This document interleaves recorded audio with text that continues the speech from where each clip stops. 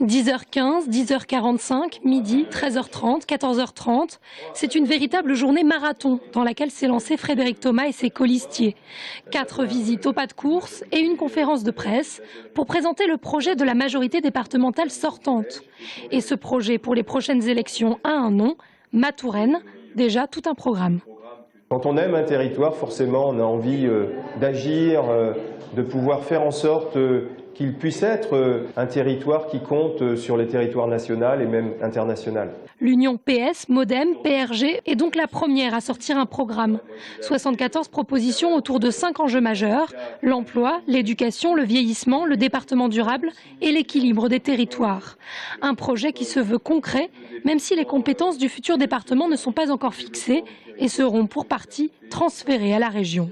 La majorité départementale sera en capacité de dire à la région, si c'est elle qui assume la compétence, par exemple en matière de transport, ce que nous voulons pour les transports.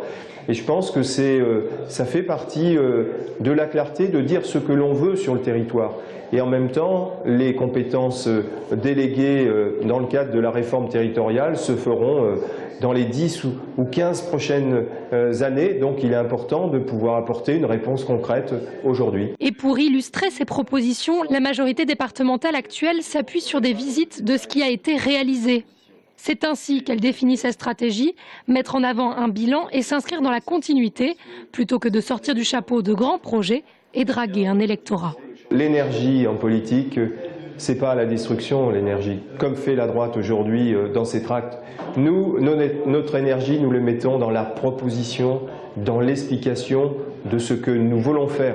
La démagogie n'a jamais été la marque de fabrique de notre majorité, elle ne le sera pas plus. Bien sûr, il n'y a pas de petits projets, soutient-il, mais certains s'annoncent déjà plus emblématiques.